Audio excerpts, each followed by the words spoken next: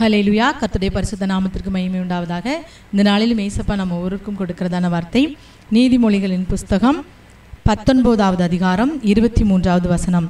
கர்த்தருக்கு பயப்படுதல் ஜீவனுக்கு ஏதுவானது, அதை அடைந்தவன் திருப்தி அடைந்து நிலைத்திருப்பான், தீமை அவனை அணுகாது. ஆமேன். கர்த்தருக்கு பயப்படுதல் ஜீவனுக்கு ஏதுவானது, அதை அடைந்தவன் எப்படி இருப்பானா? திருப்தி அடைந்து நிலைத்திருப்பான். நம் வாழ்க்கையில் நிலைத்திருப்பதற்கு, நம் வாழ்க்கையில் எல்லாவற்றையும் திருப்தியாய் நாம் பெற்றுக்கொள்வதற்கு, தீமை நம்மை அணுகாமல் இருப்பதற்கு நமக்கு தேவை கர்த்தருக்கு பயப்படுதல்.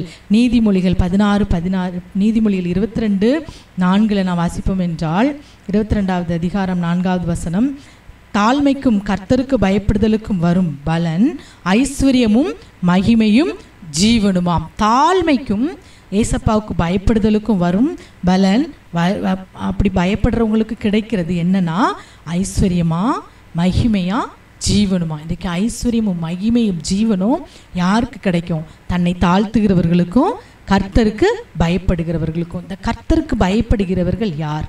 தீமையை வெறுப்பது தான் கர்த்தருக்கு பயப்படும் பயம். கர்த்தருக்கு பயப்படுதல் தான் ஞானத்தின் ஆரம்பம். அப்போ தீமையை வெறுப்பது தான் ஏசப்பாவுக்கு பயப்படுகிற பயம். தீமையான காரியத்தை நாம் வெறுக்க வேண்டும். நம்ம கண்முன்ன இருக்கிற தீமையான காரியத்தை நாம் வெறுக்க வேண்டும். அப்படி நாம் தீமையை வெறுத்தா நமக்கு என்ன கிடைக்குமா? ஐஸ்வர்யமும் மகிமையும் ஜீவனுமா. இதற்கு எடுத்துக்காட்டா நம்ம யோசேப்பை சொல்லலாம்.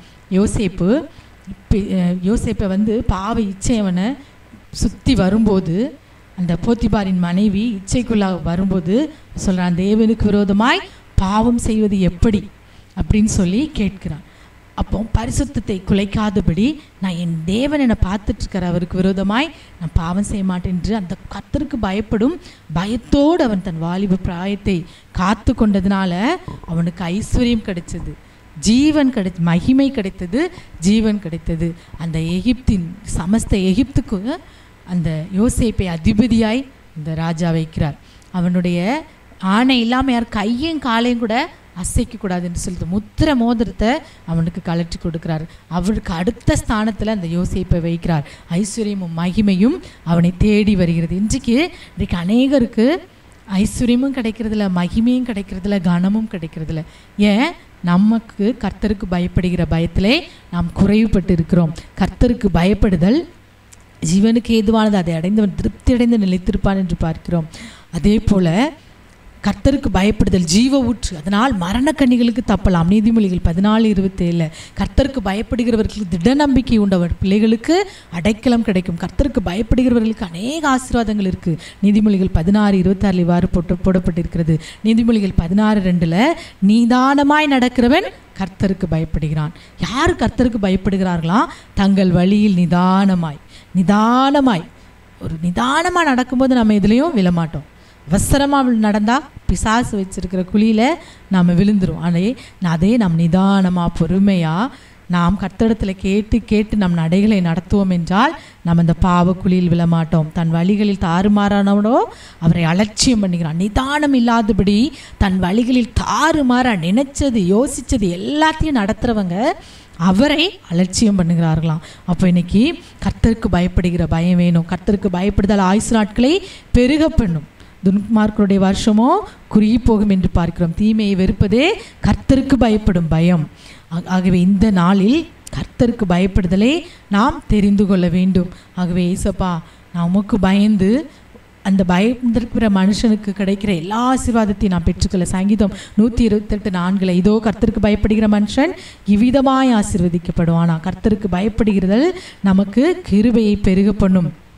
ஆகவே இந்த நாளில் கர்த்தர் சொல்கிறார், சங்கீதம் 115:13 கர்த்தருக்கு பயப்படுகிற பெரியோரையும் சிறியோரையும் அவர் ஆசீர்வதிப்பாராம். கர்த்தருக்கு பயப்படுகிறவர்களே கர்த்தரை நம்புங்கள், அவரே அவர்களுக்கு துணையும் அவர்களுக்கு கேடகமாய். கர்த்தருக்கு பயப்படுகிறவர்களுக்கு கர்த்தர் துணையாய், கர்த்தர் கேடகமாய், கர்த்தர் துணை நின்று அவர் காப்பார். துணையாக இருப்பார்.